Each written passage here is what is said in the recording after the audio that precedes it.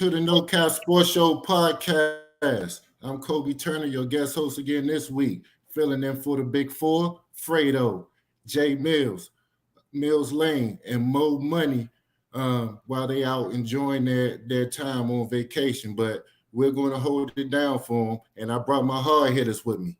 Back again this week, we have DMV legends, Howard University legends, Omar Evans, and Mpumi Masimini. Welcome back to the show, fellas. Thank you for having me. I appreciate it. Absolutely, man. Thank you for having me. Absolutely. How your week been? Man, outstanding. Just getting back to Florida. Yeah. Mm-hmm. Very weak. Yeah, good to hear. So, yeah, good to hear. So, before we jump into these topics, because we got a lot to chop it up about, I want to ask both of you the same question. Mpumi, I'll direct the question at you first, and then same question to you, Omar. As former elite athletes, I mean, you've excelled at all levels, high school, college, professional level. When it's all said and done, and you hang up your cleats or your high tops, whatever the case may be, do you feel a responsibility to share your knowledge to the young kids coming up? Not just athletically, but the knowledge that you learn along the way, off the court or off the field as well. And if so, when did you feel that sense of responsibility, and what are you doing now to meet those expectations? So, Mpumi, I'll ask you that first. So I would say absolutely, but working with kids and helping kids has been my passion, been my life work since I got out of playing sports. So I've always, been interested in helping the next generation move forward and helping them in any way I can. So in terms of like mentoring and I mean, like I said, where I work with them in the educational environment, but I've also coached and worked with a lot of teams. So I think that's definitely important, you know what I'm saying? Because the reality is that you get so much. Like I always say from a football perspective, when I left DC, I had no idea how to play football. Like I didn't know anything about it. Like I didn't even know. I remember my first day at East Carolina, they told me to get into a 3 technique, and I looked around and I just lined up like as a defensive tackle. I just thought the defensive tackle was right over top of the guard because that's just what I thought. And they kept yelling at me, get in the 3 technique, get in the 3 technique. And I'm just, and the coach just stopped. He was like, do you even know what a 3 technique is? And I was like, I have no idea what you're talking about. So I was like that. But that was most football players coming out of DC in my era. I think that a lot of us who've come along have done a lot to change that. So these youngins know a lot more than we do. Their knowledge of the game and what it takes to be good and great is way better and way far surpasses where we were at that stage. Okay. So what are you doing now to help the youth as far as their athletic skills or learning valuable lessons off the field? So honestly, now I'm kind of wrapped up in my son more, and trying to get him jump started on his athletic journey. He's 13, well, just turned 14. So I've been mostly focused on him and trying to get him started. But even still, it's infectious. Like even when I'm at his games and his practices, even though I'm not necessarily a basketball player, but transitioning those same skills, just those competitive skills, that the same things that make you a successful football player are gonna make you a successful basketball player, in terms of your mentality. So I mean, I'm always grabbing some of his teammates and pulling them to the side and giving them something because you get a lot of these coaches that just yell, rah, rah, rah, rah, rah, rah, rah, and They don't do a lot of coaching. They don't do a lot of encouraging. And a lot of these kids just need, that, hey, look, man, you a bad joker. Like they can't really do nothing with you. You just got to believe that. And, sometimes it helps a kid to hear somebody tell them that instead of saying, shoot the ball, shoot the ball, shoot the ball, say, hey, can't nobody stop you. You know what I'm saying? Like sometimes it's all in how you deliver that. So I still do it. I work with a couple nonprofits from time to time doing different events. So I try my best to stay as involved as I can. Okay. Omar, same question to you. First of all, I just wanted to say that's the reason why we would have destroyed Springbrook, would have beat the shit out of Wilson High School back in the days, because you don't even know what a 3 technique is. So how the hell was you gonna stop me back in the day? Shit. Because the big dog was gonna eat. I didn't have to know what the 3 technique was. Well, I would have ran. You know what I didn't know? You trash, Bubba. It was nobody was gonna be able to stop me from getting back there. You should be ashamed of yourself. You're not supposed to admit that on TV. What's wrong with you? You're on a live podcast right now. You telling somebody you didn't know what a 3 technique is? Come on, man. Anyway, can you repeat the question again, Cole, please? Yeah. So when your athletics career was over, do you feel a sense of responsibility to share your knowledge and what you learned? Yeah. I got you. Well, actually, I feel like you're not supposed to do it when it's over. You're supposed to do it while it's still going on, right? I was doing that, sharing my knowledge with youngins when they was coming in to take my position, right? To try to take my position on a professional level, right? To show them how to be a professional athlete, to show them how to work in the off season, to train and do all those things, right? Perfect example of that, I was blessed to be able to work with our little brother, myself, and Mpumi, Antoine Bethea, a 14-year veteran in the National Football League. Well, I didn't just start talking to him and dealing with him when he was a rookie in the league. I went and showed him and worked with him when he was right after his freshman year at Howard University, and continued to work with him throughout his whole 14, 15-year career in the National Football League. So I believe that you got to do it. No, don't just wait till you finish, right? The same way Sean Springs gave me the information, and other athletes, Omar Morgans and the other athletes that I played with. They let me know how to be a pro, showed me different things or whatever the case may be while I was still playing. As far as going back to the youth, you definitely got to do that, right? I think that's the biggest problem that we're in now, because so many coaches now, all these quote unquote experts and coaches, right? They work the kids out, they show them this, they get them tired, but they don't hold these young kids accountable, right? It's the little things that you got to do. It's not just showing up and like Mpumi said, shoot the ball, but understand you can also make a pass that'll be better than that shot, right? Yeah, you got a good look, but I can pass it one more time and Coby can get a great look. And there's nothing wrong with that, because a lot of coaches and college coaches, they look for that in the athlete. Yeah, you can get your 25 or your 23 or you can cover somebody or what else, but how else can you affect this game, right? How else can you affect the game? So I think that's just my personal opinion. As far as working with young kids, that's what I do now with my own company and my own business, as well as a couple of my business partners. I have over 35, 40 some kids throughout college. Some of them have went on to go play pro, so forth and so forth. I got to get better at putting that out there. But that's not what I'm about. I'm about just helping the kids, helping them, whether it's a young kid that's a no star to just trying to make the varsity team, or it's a 4-star kid trying to be a Under Armour All-American. I've dealt with all of them. So it is what it is. My job is I'm going to hold them young men accountable, and I'm going to teach them something, just like I wish somebody would have taught me or tried to teach me back in the day. Yeah. Awesome answers, fellas. And I agree with both of you.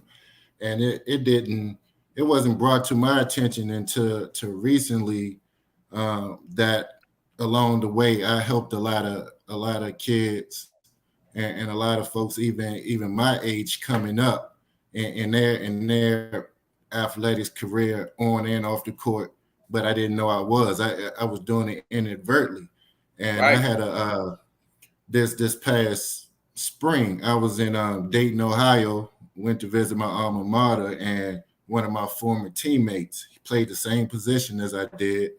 Actually, they recruited him to come challenge for my spot. Right. And I would I would just tear his ass up in college, you know what I mean, in practice, every day in practice. I'm physical with him. I'm just letting them know that you don't have a chance. But at the same time, after practice, I see him being discouraged and holding his head down.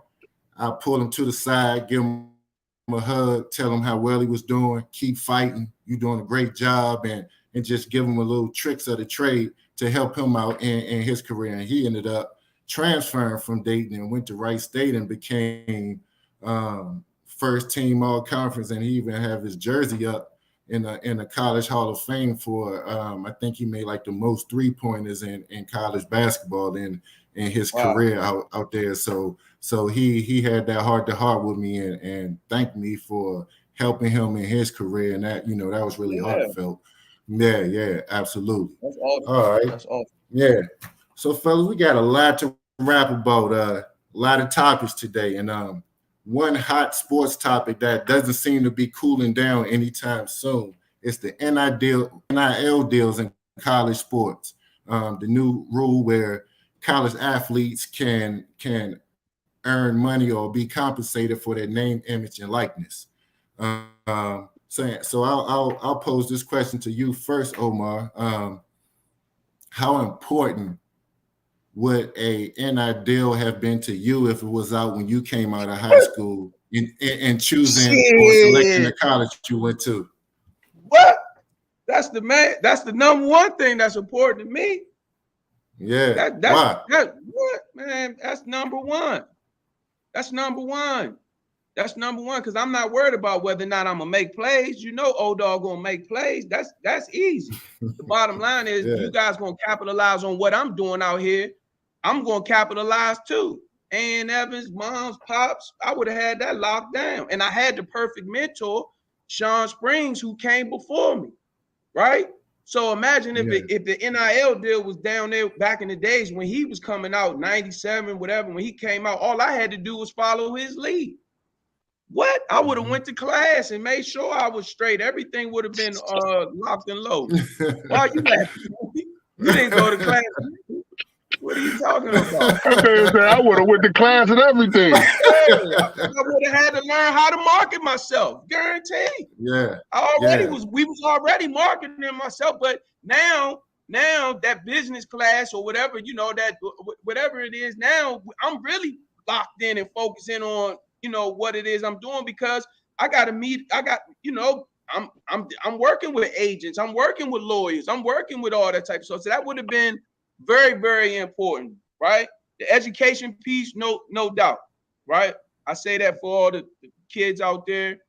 Education is important. Make sure you're gonna get that education. That's number one. But with that being said, no question. And then there's so much you can capitalize on, you know what I'm saying? Especially back then, how social media is now, and followers or this or sports drinks or energy, all that. It would have been very, very important. Very important to me.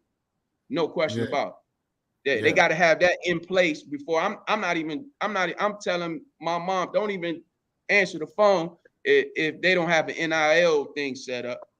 We don't even waste my time. Period. Right. So you hear arguments on both sides of the aisle. You have those who say the NIL deals are positive things, and you still have your naysayers, the ones that say it's a negative things, that college kids shouldn't be getting paid the amount of money that these NIL deals bring. Mpumi, what you say about that? Is the NIL deals a positive or a negative for college kids? So I don't understand. For the life of me, I don't understand. Most people are laborers, right? Most people aren't owners, right? Most people are the ones that produce the product and not the ones that own the product. So I would think that you would always side with the producers, with the laborers, but as these kids are making so much money that UCLA, I was looking at 47 different sports teams. I can't think of 47 different sports. You know what I'm saying? But all 45 of them 47 don't make money. 45 of them sports, all them kids is on scholarship. They on scholarship because of the football and basketball team. You know what I'm saying? So if them kids can earn enough money for the school to represent themselves in 45 different, NCAA categories, why can't they earn some money for themselves?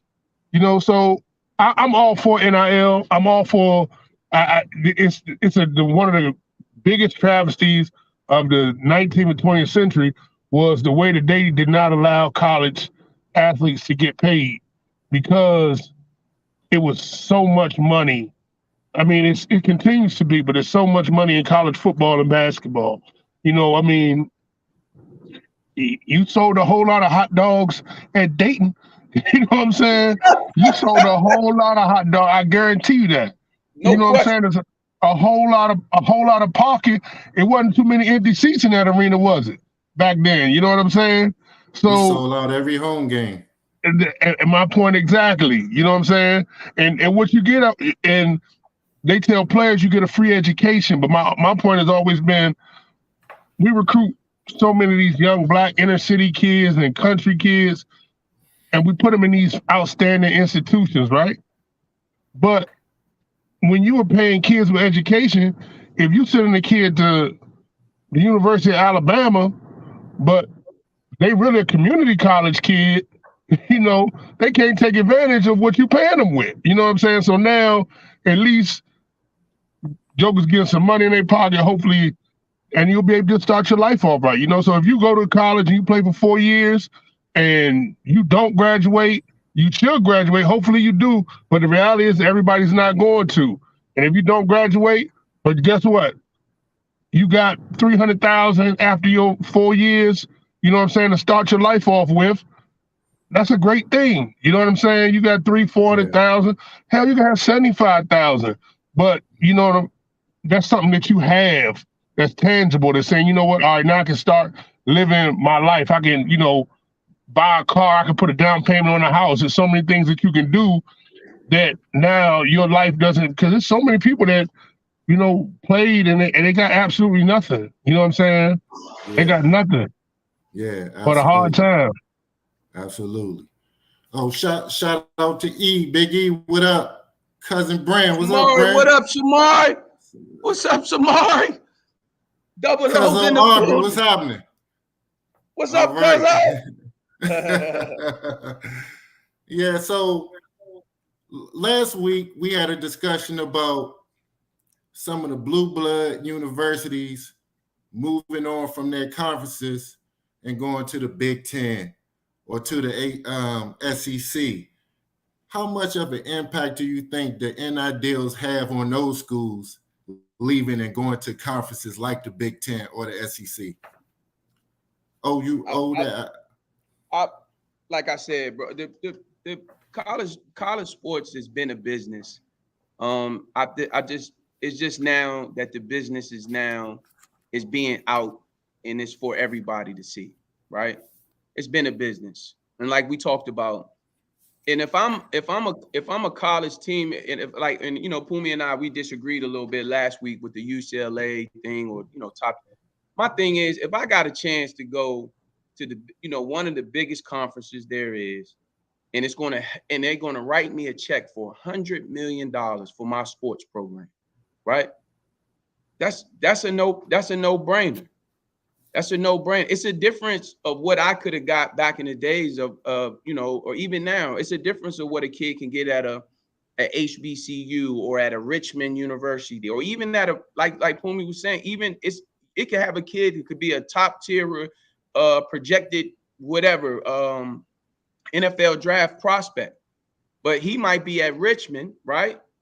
And then you have a kid at Minnesota, but he in the Big Ten. It's a difference. That's all I'm saying, and that's when you dealing with that Big Ten or even more, even better, that SEC. It's just big business. It's big business. Period. It's big business. And if you can make a few plays out there early and often, like Mpumi said, like you can help set up your family, or more importantly, you can help set up, regardless if you make it to the NFL, the NBA or not, you can help position yourself, right? To put yourself and your family in a better position. Absolutely. Right? And that's the number one thing. College athletes shouldn't have to. We just played in front of 75,000. We played in front of 75,000 fans sometimes, even at a HBCU, or 65,000 fans at a Heritage Classic or a St. Louis Classic. Well, where all did that money go? Who did that money go to? Arkansas Pine Bluff, Howard University, right? You played in classes. You played in such a. Well, where does the money go? It doesn't go towards the kids. We go back to the hotel and we get the same meals that we had post-game meal. We get a lunch box with a cold sandwich, a mustard pack in there, and maybe a Sprite, and a bag of chips. And we just played in front of 75,000 fans. You see what I'm saying? So, I mean, that's where I'm with it. I'm all for the big business. I'm all for NIL deals. I'm for it all. You go out there and make plays, you should be compensated. Period. Facts. Everybody, all our viewers and listeners out there, smash that like, hit subscribe, and share our YouTube channel, the No Cap Sports Show podcast. Go ahead and smash that like and subscribe to the show. All right. So Mpumi, got a question for you. Let's talk about somebody who don't need an NIL deal. Zion Williamson. He just signed a 5-year max contract extension for $193 million and could potentially be worth up to $231 million if he makes an All-NBA team this year. He's entering his 4th year in the league. So let me just break it down what he did in his first 3 years. In 2019, his rookie year, he played 24 games. Wow. In 2020, he played 61 games, respectable.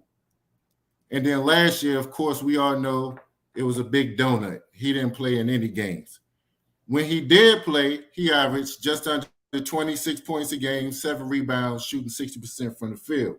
But in a possible 246 regular season games he could have played in, he only played in 85 games. So he played a third of the games in his NBA career. Mpumi, if you're the GM for the Pelicans right now, are you making that type of investment on Zion Williams? Absolutely. Why? And with the understanding that, well, it's New Orleans. Like, Zion Williams, it's not like it's going to be another Zion Williamson coming out in another 2 or 3 years. Like, the kid is a once every 10, 15-year talent. And you're in New Orleans. You ain't going to be able to sign nobody so it's a gamble, of course, because you're gambling that he's healthy. But it's the same gamble that they took on Joel Embiid. You know what I'm saying? Embiid numbers for his first 2-3 years are probably similar when you talk about the number of games he played. So Embiid struggled with being healthy.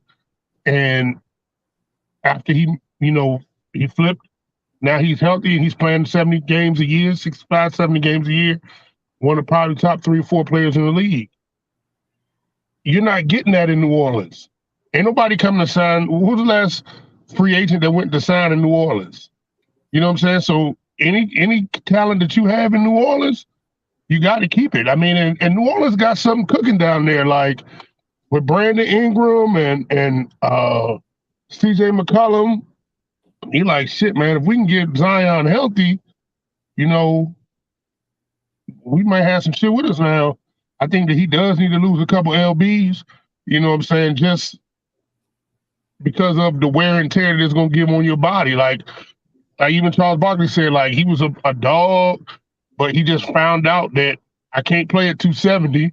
I can't play at I can, but it hurts my body. At 250, 255, I recover better. I'm still explosive. I'm still strong. So I think Zion needs to have that come to Jesus moment where he say, you know what? Maybe I need to lose 15 pounds, keep his explosiveness, keep his power, but his talent level, I mean, I'm doing it all day. Because I if you New Orleans, what other choice you got? You know what I'm saying? Let him go? For what? For nothing? Because his trade value ain't really high right now. You know what I'm saying? So you could probably get something for him, but you ain't gonna get another Zion Williamson. Mm-hmm. What about you, O? Would you have made that investment on Zion Williamson? Well, what if the Brooklyn Nets came to you and say, hey, KD for Zion? Nah. What would I you do just in that think Zion situation? went to out of all places. He went to New Orleans. All that good food, gumbo, and all that good. Out of all places, like putting me around fruit snacks. It just don't stand a chance. You know what I mean? Like it is what it is. You know, like it. I just feel like he, a young man, small South Carolina. You know what I mean? Place like you talked about earlier, Coby.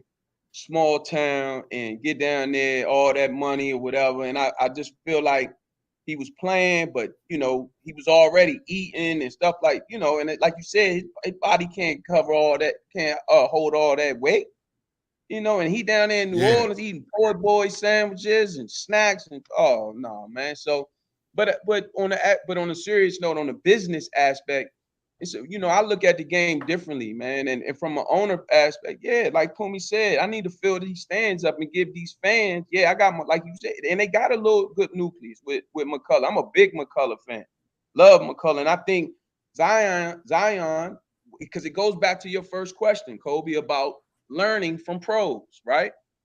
He can learn from them, learn how to be a pro, learn how to sort of take care of his body, learn how to move. When you go on that long road trip, East Coast trip or West Coast trip, you got that veteran there or whatever that can help you, show you how to move around and do certain things or whatever. So I like the move for him. I think it's a good investment, and at least you can lock him down for another year or two and see what's going on. And then if you're not happy with it, then you try to trade for him in a year or two, or maybe 2 years. True. See, I'm a big sample size person. I like to look at an athlete's track record. So I mean, since his days at Duke, we've seen him overweight. Right. We've seen him get injured. Fact. So weight control and conditioning, we all know that results in more injury. And so if I'm the New Orleans Pelicans, I'm like, why invest in him now? Wait to see how committed he is to the game and to himself before I give him a big bag like that. And if I could trade him and get somebody like KD, that's a no-brainer. I mean, it's kind of like the conversation we had last week. I mean, it's the same scenario where we talked about Kyrie Irving and we talked about Ben Simmons, about them not being available for work, not available to play. I just gave y'all the stats. This guy has played 85 games in 3 years. So why am I going to give this guy guaranteed $231 million and we haven't even seen him play since 2020?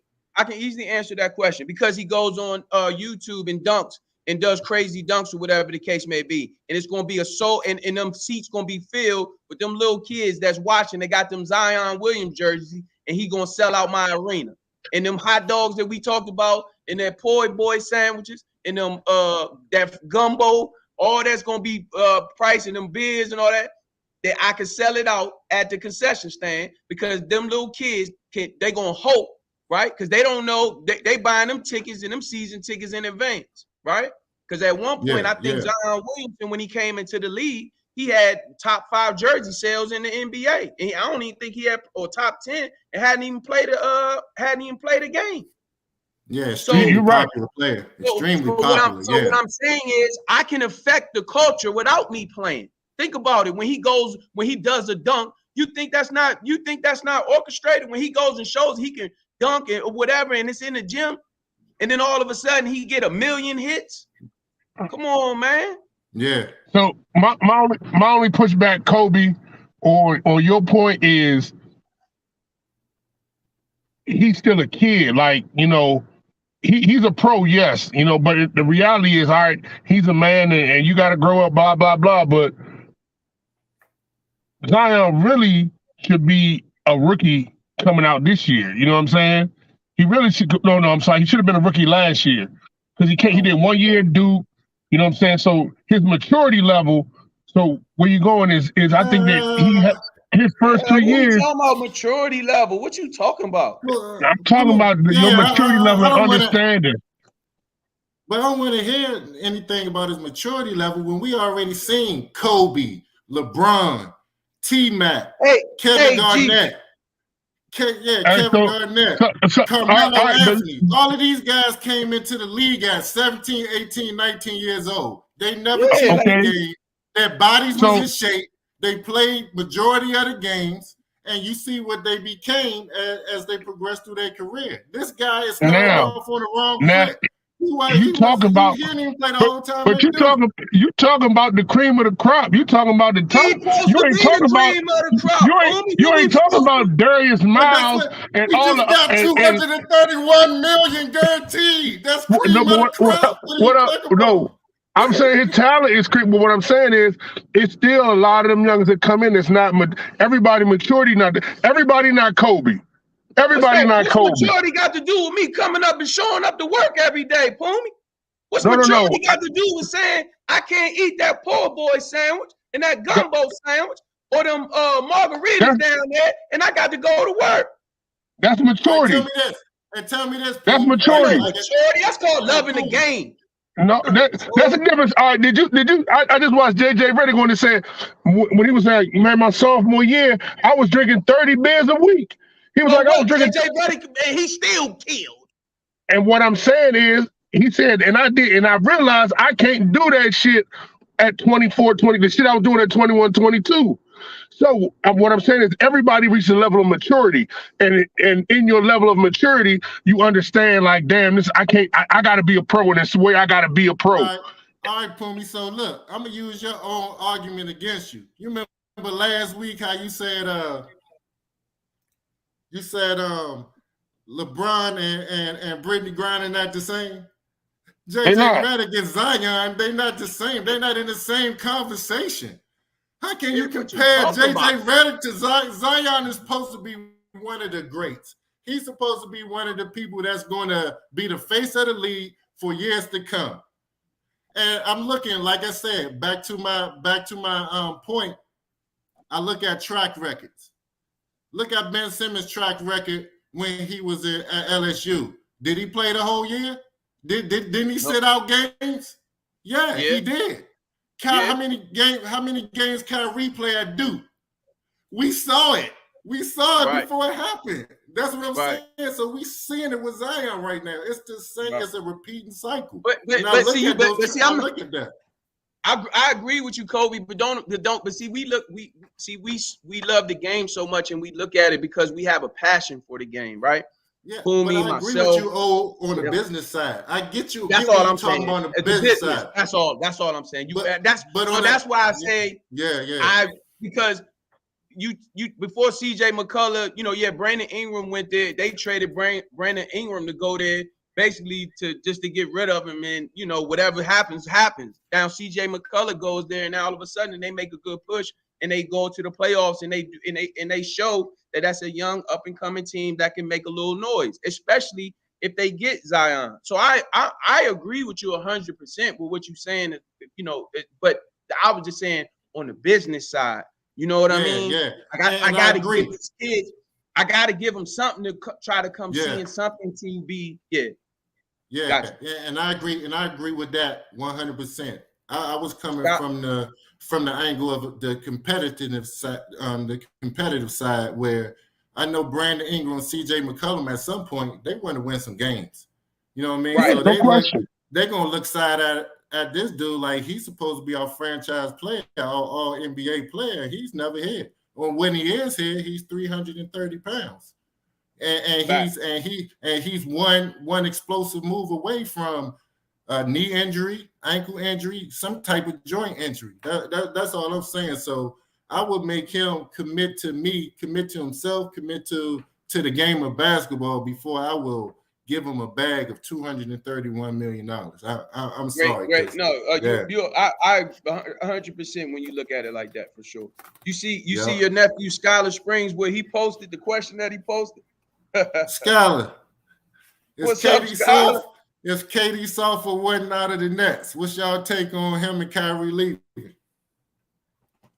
I mean, we talked about that last week. I don't have no problem with him on the league. Yeah. You should have tuned in last week, Beth. Hey, chump, get out of here.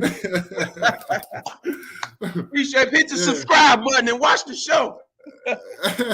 He's doing that because he's a Golden State fan. Him and Mr. Youssef and the Youssefs, all my wife and all her family, they love Golden State. He just trying to be funny right now. Get out of here. Yeah, hey, you can catch episode 40 on YouTube. Just go ahead and put the No Cap Sports Show in there, and you can watch last week's show. You get all the answers you need.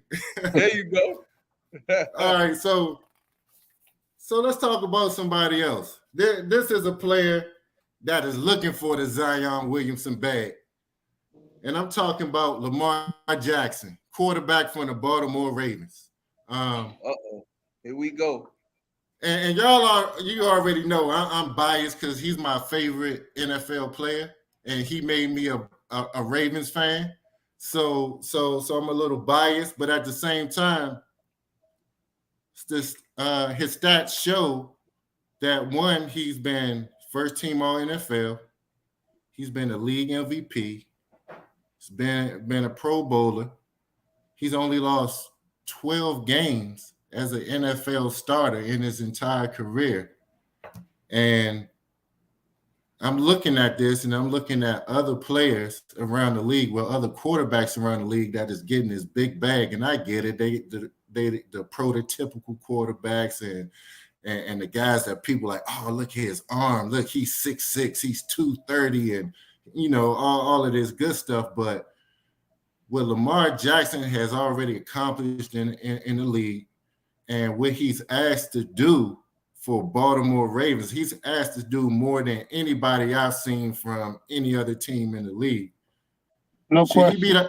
Should he be the highest paid quarterback in the league right now? And should he play without a new contract before this season starts?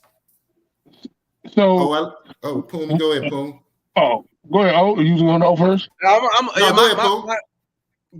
ahead, Mpumi. You go first, but man, we ain't got but 20 minutes, bro. I'm gonna make this quick. So I saw this today when I was talking to Big T's about this. Through his first 1,000 pass attempts, he's the best quarterback in NFL. No quarterback through their first 1,000 pass attempts has put up the stats that Lamar Jackson has. Period. In the story. You know what I'm saying? But as far as Baltimore not paying him, when we were going to Florida, right? Coming back from Florida, and I saw some gas, and I was like, oh man, the gas 409. You know what I'm saying? Let me try to see. Oh no, it's 429. Was trying to find something better. And we kept going. And I wound up having to pay $459. That's gonna be the Baltimore Ravens. They need to pay that man his money now, right? Pay him his money now. Yeah. Or when you get to it, it's gonna bust your neck. It's gonna bust your neck. Like the way contracts is, he's gonna be the highest paid whenever he re-ups. Yeah. You know. Omar, what you think about it?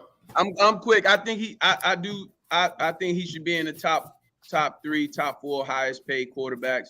I just need to see him win me a couple games in the play. I need him to go a little further in the playoffs before I make him the highest paid. But I definitely feel like he's helped Baltimore out. Just, I made a great transition from, Flacco, and he's done. I love what he's done for that franchise. I definitely think he should be the top 3 highest paid quarterbacks, just period. I think he should be top 5 highest paid people in the league, period. But I can't make him number 1. He just got to make a few more plays in the playoffs before I do that. But look at the contract Deshaun Watson just got. We haven't seen him play in a couple years. And it's not like he's been deep into the playoffs or been to a Super Bowl. So I mean, Right. so what would be the difference there? Well, I just feel to like me, Deshaun Lamar Watson. Jackson put more butts in the seat. Like everybody, Right, he's a show. Right. I just feel like Deshaun Watson is a better overall passer in the offense when it comes time for playoffs, and it comes time for in the playoffs when things things get tight, and you got to make that 3rd and 15 throw on a rope in between traffic, in between that linebacker, that safety, in that corner. I just need to see a couple more throws like that or whatever. And I've seen Deshaun Watson do it. Now I haven't seen him do it on the biggest level as far as in the playoffs, but I truly believe that's Deshaun Watson. I mean, Deshaun Watson is a more accurate thrower than Lamar Jackson. And if y'all telling me not, then I'll just be quiet. I don't have to say nothing the rest of the podcast. Y'all not being. I think I agree with that. Deshaun Watson is an excellent thrower of the ball. To me, when he's playing, he's a top 3 to 5 quarterback. Yeah, he can spin it. He can spin it. But Lamar Jackson, showtime all day. All day. And then a lot with Lamar Jackson, I think sometimes he may appear to be inaccurate at times because he really didn't have a lot of outside weapons to throw to either. Like he had a tight end, that was his go-to guy, but outside of his tight end, who was he throwing the ball to? He has some bad. Coby, you don't want to go there with me, bro. I'm not going to let you get me in the lower mind right now. I'm not going to let you. I'm not. No way. No way. I got my I got the Springs family watching. I got my Evans family. Hey, look, I was about to say, hey, Samari, he is biased against running quarterbacks, Samari. He biased against running quarterbacks. No way they're going to get me, buddy. But I'm just saying. For your Uncle Coby to say it. No way. Hey, listen. No way. Through his first 1,000 pass attempts, man, no quarterback had better stats ever. Okay. Where about? I mean, okay. So it just came out a couple of days ago. League execs, coaches, scouts, and players voted on their top 10 quarterbacks in the NFL. Lamar Jackson didn't make the cut. He landed at number 11. To me, that was totally, utterly disrespectful. You can't tell me there's 10 quarterbacks in the NFL that's better than Lamar Jackson. No way. And I'm looking at this list. You got Aaron Rodgers 1, Mahomes 2, Josh Allen 3. I don't have no quarrel with that. All right. Then you got Tom Brady 4, Joe Burrow 5, Matt Stafford 6, Justin Herbert 7, Russell Wilson 8, Deshaun Watson 9, and you round off to 10 with Dak Prescott. There's 4 people minimum I'm taking off that list. Watch your mouth. Joe Burrow, JB on there. Yeah. No, Joe Burrow is great. He's proven, but we only got one season. One season. What you mean? It was a rookie year before he got hurt. But he played a half a season. We don't have a. You just said we can only go on your body of work. We're not gonna make this about Joe Burrow. We could do that for another time. But what I'm saying is we can only go on his body of work.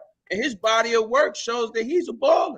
What you mean he only had, that's right. He only had 2 seasons. And in his second season, he took his team on the road in the playoff and playoffs and won. But his second season. What did Lamar Jackson do his second season in the league? In the playoff. Won MVP. He won MVP. What the hell you mean? He won MVP.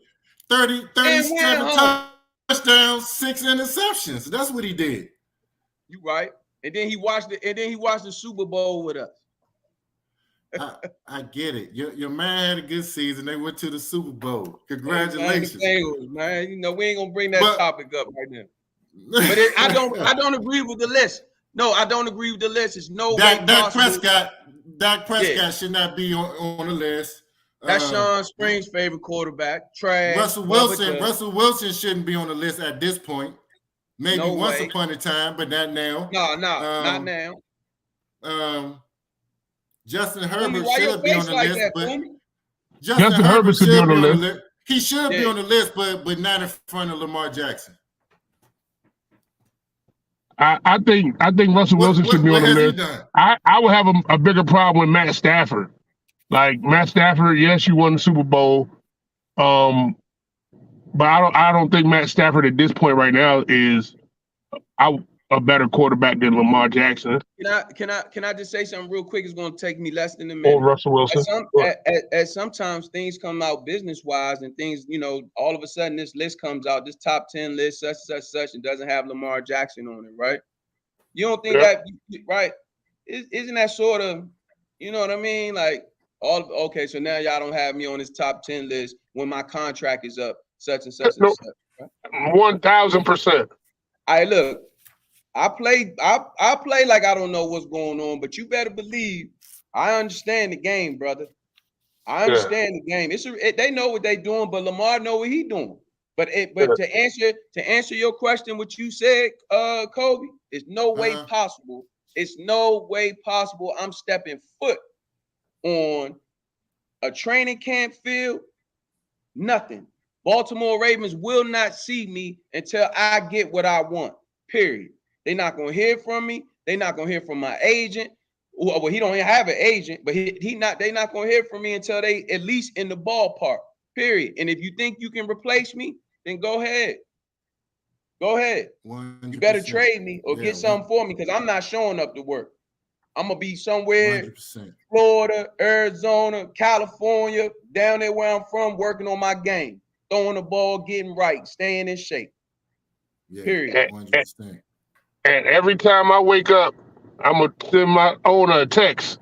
Yesterday's price ain't today's price. The price of the brick just went up every single day. I'm not going down. I'm only going up. And you're gonna pay all my fines now.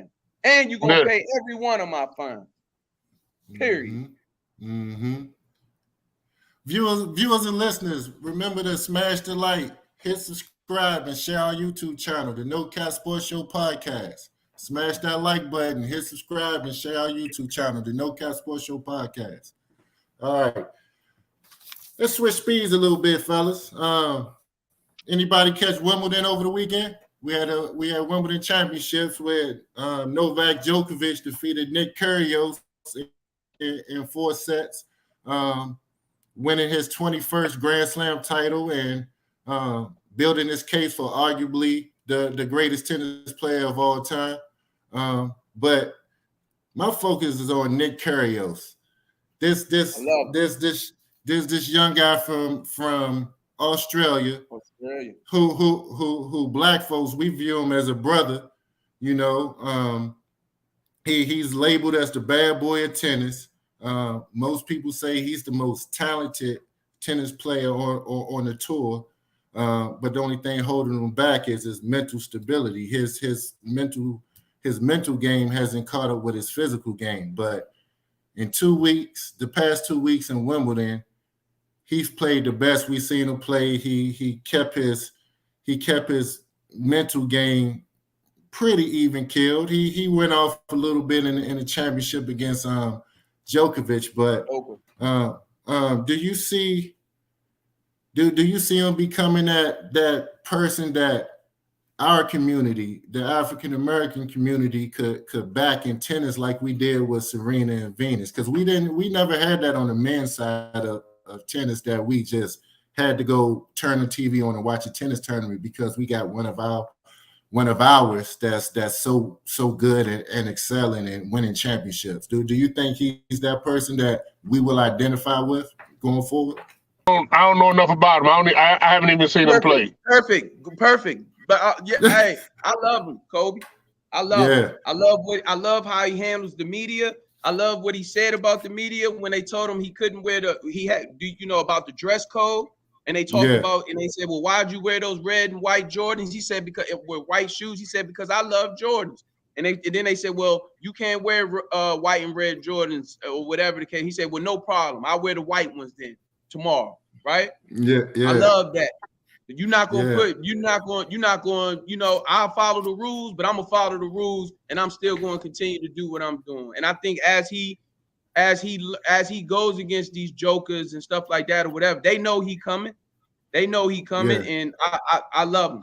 I love him, and I think more as he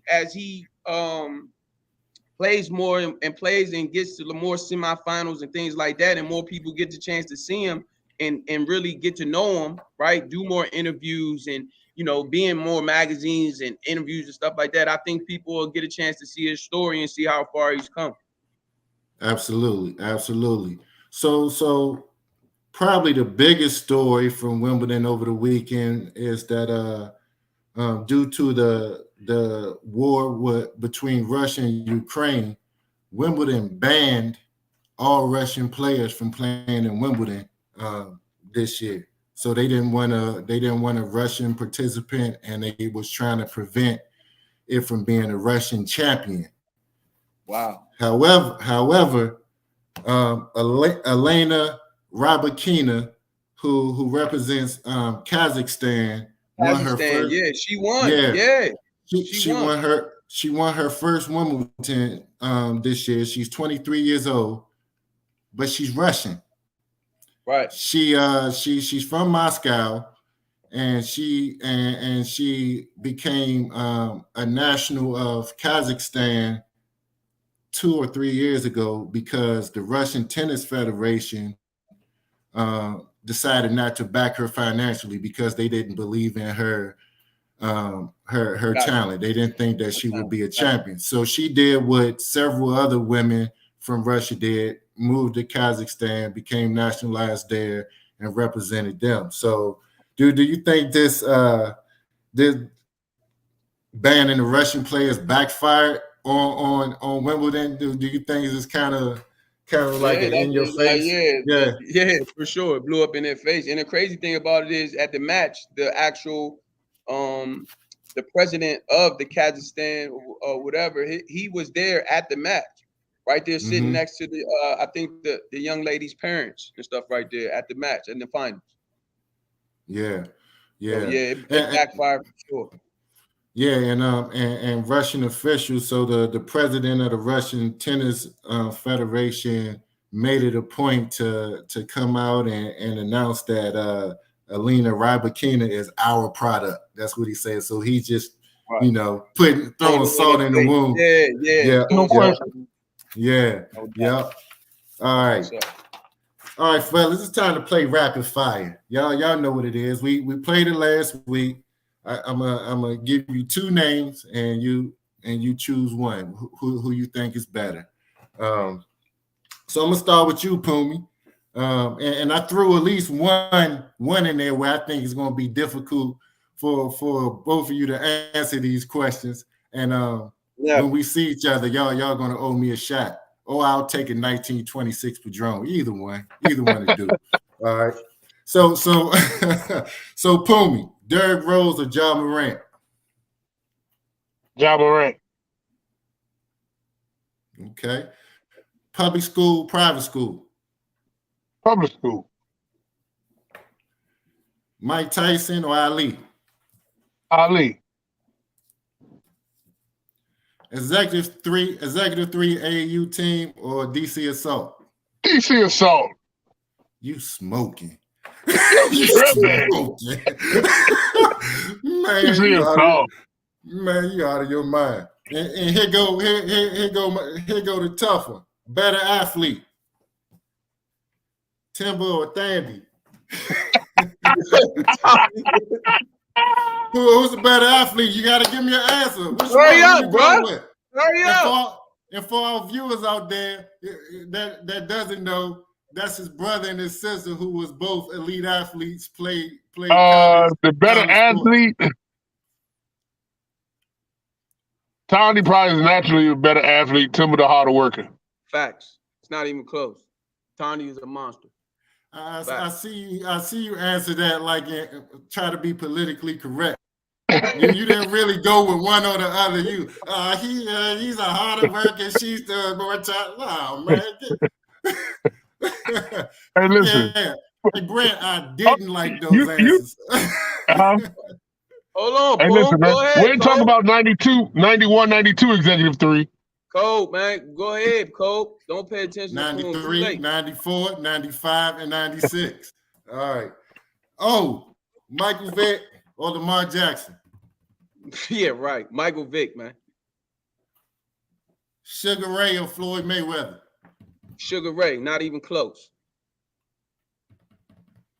Blue Devils AAU or Executive 3?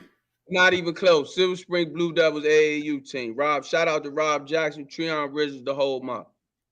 Yeah, in case of viewers was wondering, you can't see on the screen, but he got a big bottle of bourbon sitting right next to him.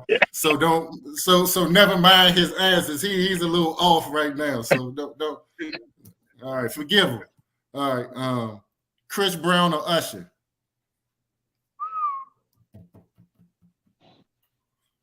Chris Brown. I'm about to get him, Mpumi. I'm about to get him. He's not going to answer. Sean Springs or Antoine Bethea? Both. You can't do it. Hey, I told you I was going to get him. Come on, one or other. You ain't got enough for us? No, sir. I fall on my sword for both of them young men, man. Love them both. My brothers. Monsters. Absolutely. Monsters. Absolutely. Great men. Monsters.